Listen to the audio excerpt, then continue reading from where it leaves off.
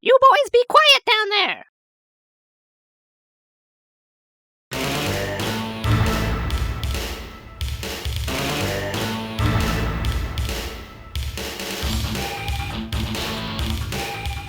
Take me out to the robot ball game.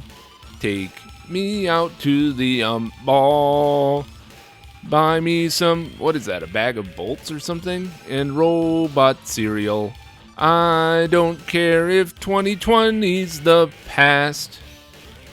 So yeah, 2020 Super Baseball. NGH number 030. 1991 from Palace. We're looking at it on my MVS cartridge here. It would have been really clever if I had covered this one a couple of years ago when it was actually 2020, but unfortunately I didn't get to it on time. And you know what, folks? I think this game is actually supposed to take place in 2020. Wow, they were way off. Look at all this cool stuff. But if you like pandemics, hurricanes, and fires, then the real 2020 had it all.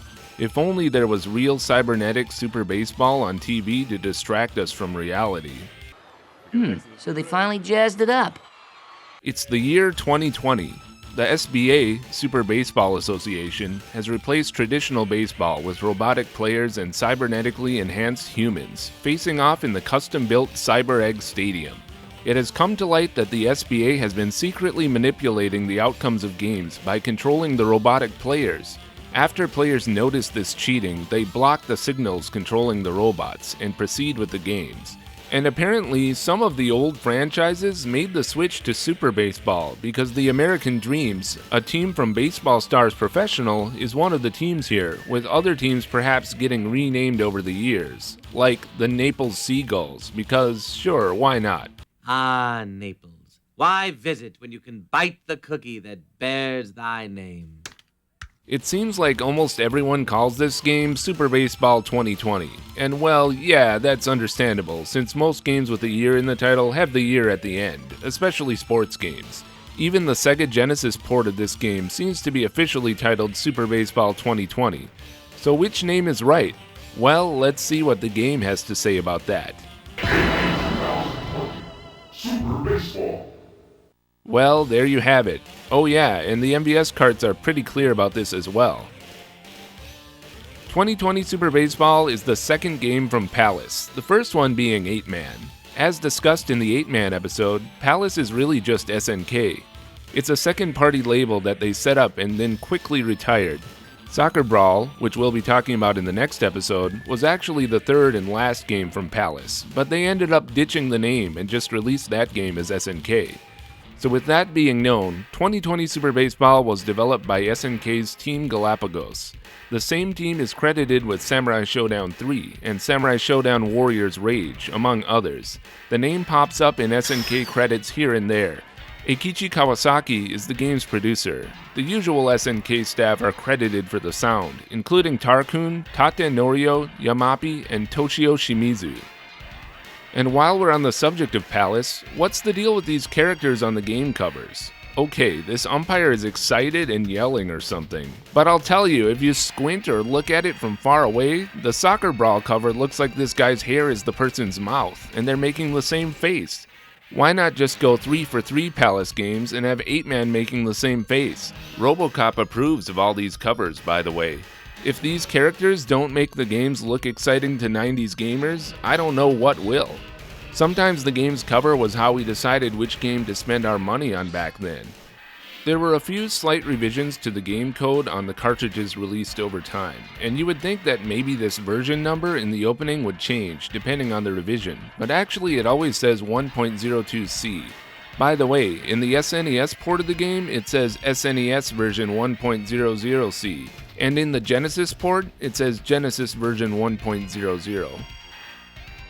When it comes to futuristic robotic baseball games, this game enjoys the company of Base Wars on the NES from Konami, but there aren't many others. As a concept, it's novel enough, but the question is whether the theme was used to create a unique baseball experience. 2020 Super Baseball seems to have overall fared well with critics, with Japan's Replay magazine and Game Machine reporting that the game was successful in Japan. So let's delve a little into the game and how it differs from conventional baseball. This opening screen looks like it should allow you to choose which stadium to play in, but unfortunately it doesn't. In this game, you always play in the CyberEgg Stadium. So here we go. The SBA consists of the same two leagues as in Baseball Stars 2, the Exciting League and the Fighting League, consisting of 6 teams each. You can see each team's stats here on the select screen. As in Baseball Stars, there are all female teams here, the Battle Angels and the Tropical Girls. Some teams consist of all human players, while most have a mix of male and female humans and robots in differing ratios. The human players start with various stats that can be upgraded throughout a series. Robots, on the other hand, are more powerful, but wear out over time and eventually break. They can be repaired in the upgrades menu. Reassemble, Stephanie! Reassemble! The game uses standard baseball controls. If you're familiar with the controls in SNK's flagship baseball series, Baseball Stars, you should feel right at home. While batting, press A to swing, B to steal a base, and C to bunt. While fielding, A to pitch and B to run a base. As usual, don't forget to hold the direction of the base you want to throw or run to while pressing the button. At any time, you can press D to call timeout, and you'll be using this a lot in this game. You'll want to use the timeouts to swap out players at key moments, like when the bases are loaded, because your computer-controlled player opponent sure won't hesitate to do so. The timeout menu can also be used for spending money on team power upgrades at any time. You are constantly earning or losing money depending on your actions in the game. Your player upgrades carry over into the next games, lasting for the entire tournament, and level C players are better than level A. The timeouts double as your pause button in this game because there is no pause button. The pause button, it does nothing. You can waste as long as you want in the timeout menus while playing in home mode, but like in most Neo Geo sports games, you have a time limit while playing in MVS mode, so don't waste your time here. The outfield is marked with special stop zones and jump zones. If a hit ball lands in a stop zone, it will come to an immediate stop on the ground, rather than continuing to roll. The jump zones allow your outfielders to jump higher than usual to catch balls in the air. Jump! Oh, that's great, okay. The outfield also includes crackers, which are basically visible landmines that you'll want to avoid because they explode and incapacitate your fielders long enough to let your opponent usually take another base.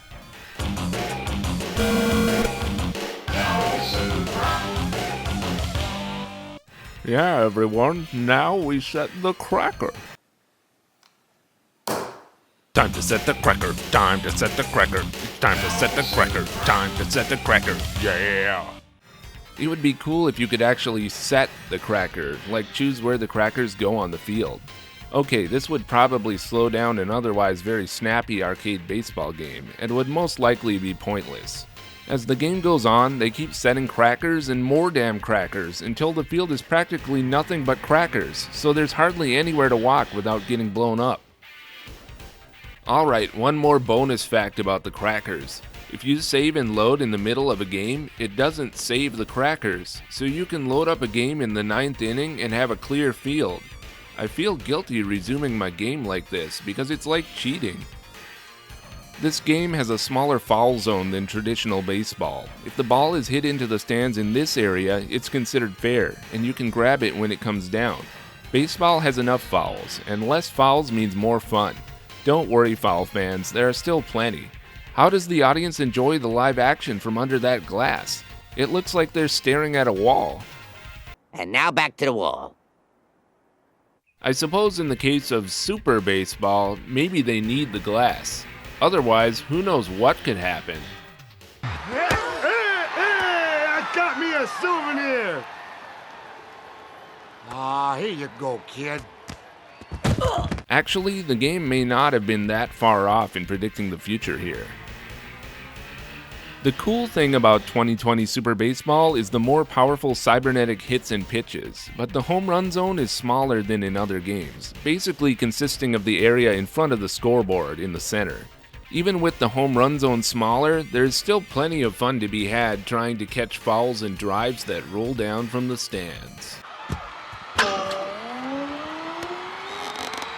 Although not the best looking baseball game on the Neo Geo, the graphics are for the most part a nice upgrade of the previously released Baseball Stars Professional. The game engine definitely feels more similar to Baseball Stars 2 than the latter, although it does appear to be a completely separate engine than either of the Baseball Stars games. It's the unique theming that most obviously sets 2020 Super Baseball graphically apart from those other offerings. The animation and details of the cybernetic characters and robots, especially the close-ups of the players jumping and diving, keep this game visually interesting. Like many baseball games, it can be difficult to see where the ball is going after it's hit. This can be especially true in 2020 Super Baseball because the camera often switches very early to the zoomed-in view of the outfield, following the ball. And that view won't show you where your outfielders are going to be on time to line them up in the case of a fast-moving hit. Fortunately, the game uses auto-fielding. The auto-fielding can be overridden for manual control by pressing directions, so whenever there's a fly ball, it's best to just not move and let the game catch the ball for you. Unlike in Baseball Stars 2, there is no option to disable the auto-fielding in this game. Why did they animate them like that?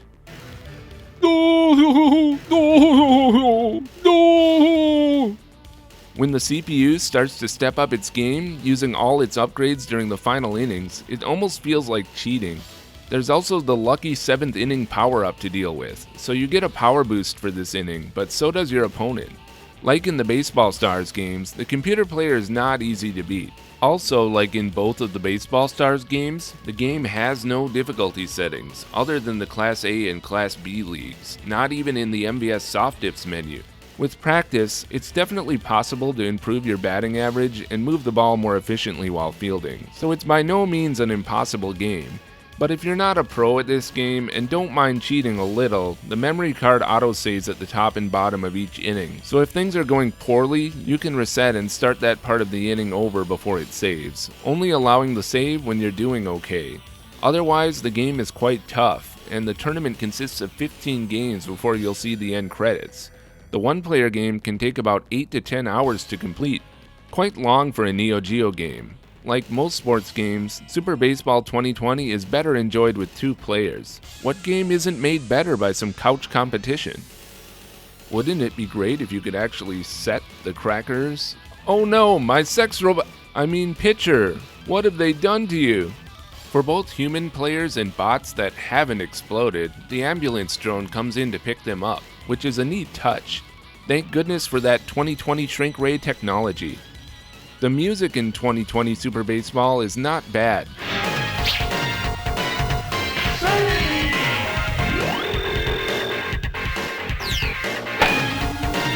The rock style has a good mix of the usual SNK guitar and percussion samples, with some FM sound for good measure. Similar to in the Baseball Stars games, there are 4 main songs that play during gameplay. Unlike in Baseball Stars Professional, the music doesn't change when you have a runner reach second base. This is a welcome respite from the constant music changes in that game. Instead, in 2020 Super Baseball, there are 2 BGMs per game played, with the music changing depending on which team is at bat.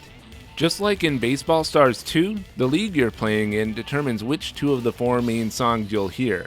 It's all about that first main song when playing as the Class A Exciting League.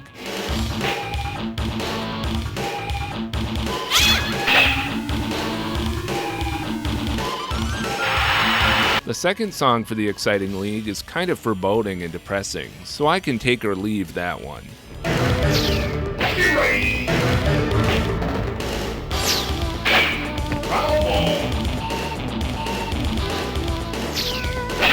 The 2 Class B Fighting League songs are alright. The first one, appropriately, sounds like something robots would dance to.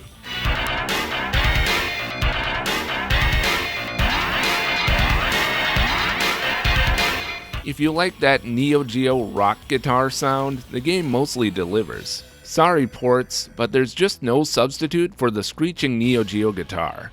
The voices in this game are all that robotic voice, which I always imagine is coming from the umpire. It's the kind of thing that could be potentially annoying, but doesn't get too grating.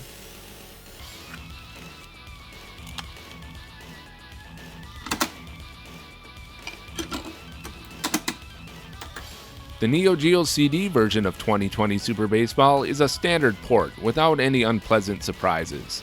The whole game loads in 48 seconds on a standard single-speed Neo Geo CD system and 28 seconds on a CDZ. The game has fewer voices than Baseball Stars Professional, so unlike in that game, there's no need for 2020 Super Baseball to load again before the game. Being an early title, it's no surprise that the game has no arranged CD soundtrack. The CD tracks played during the game are just recordings of the music from the cartridge version. Overall, the game is very faithful to the cartridge version, with nothing missing, although you do have the usual delays for accessing the music tracks, which aren't too bad here, but it does impact the pacing, making the gameplay feel slightly less snappy between innings or when calling a timeout.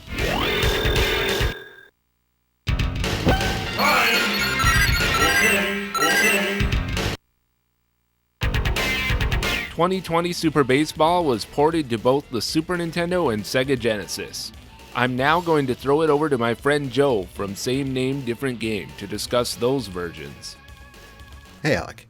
So, what's weird about 2020 Super Baseball, aside from me not being able to figure out if the title is Super Baseball 2020 or 2020 Super Baseball without you explaining it to me, is that it got two ports to the 16-bit consoles of the day, and both were pretty different, thanks to the efforts of completely separate publishers and developers. The first port was to the Super Nintendo, courtesy of Monolith Corporation, not to be confused with Monolith Soft, the folks behind Xenoblade Chronicles, or Monolith Productions, the folks behind the Fear series and the recent Lord of the Rings games Shadow of Mordor and Shadow of War. Monolith Corp mostly ported Neo Geo games to the Super NES. According to the Game Developer Research Institute, they were founded by ex-Nichibutsu staffer Hiroshi Kitabata, and were in fact owned by SNK. Aside from this game, they also did the porting on Fatal Fury Special, Art of Fighting 1 and 2, and Samurai Showdown to the SNES. All published by Takara, who are probably best known in the video game world for, well, publishing a bunch of 16-bit Neo Geo ports.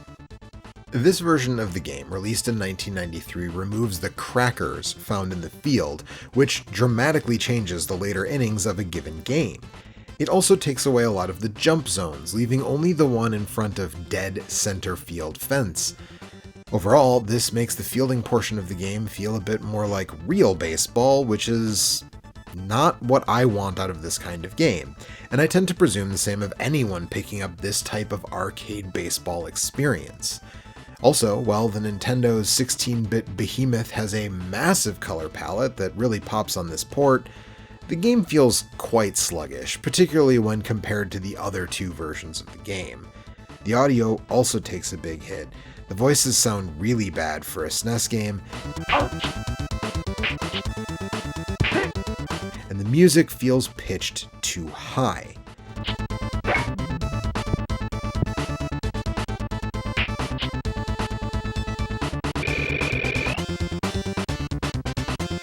For me, this is the one I'd most be inclined to skip. But the same year, an American developer and publisher would release the game on Sega's partially sports-driven success, the Genesis. NewFX, a Chicago studio who would later also port Fatal Fury 3 to Windows of all things, took on the task of bringing Super Baseball 2020 to the trusty Mega Drive. And since the Genesis shared some guts with the Neo Geo, it seems like it was a pretty smooth port. This is honestly a solid version despite the lack of colors available and the game running at 30 frames per second instead of 60. Unfortunately, the music also takes a big hit. I'm not positive this was made with gems, but it sure sounds like the terrible stock sounds you hear from games using the gems sound driver.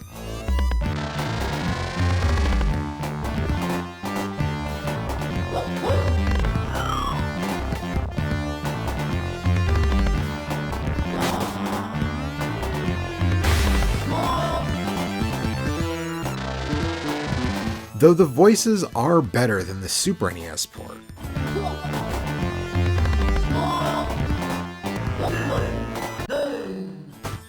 In any event, it plays just as you would expect, including the crackers and all the jump zones, and That's the most important part. This one was published by EA, who would later acquire NewFX, making them part of EA Chicago, and subsequently shutting them down after the failure of Def Jam Icon. EA, of course, was riding high on sports game success with Sega at the time, and while I can't find any official sources, it serves to reason that this was an opportunity to broaden their sports offerings on the system. While they never partnered with SNK again, at least as far as I can tell, this was the same year as Mutant League Football, which preceded Mutant League Hockey, which indicates to me that EA decided to go forward with their own arcade-style sports games. Though I would like to see what a Mutant League Baseball looked like if they had never licensed Super Baseball 2020. Thanks, Joe. So it's an upset.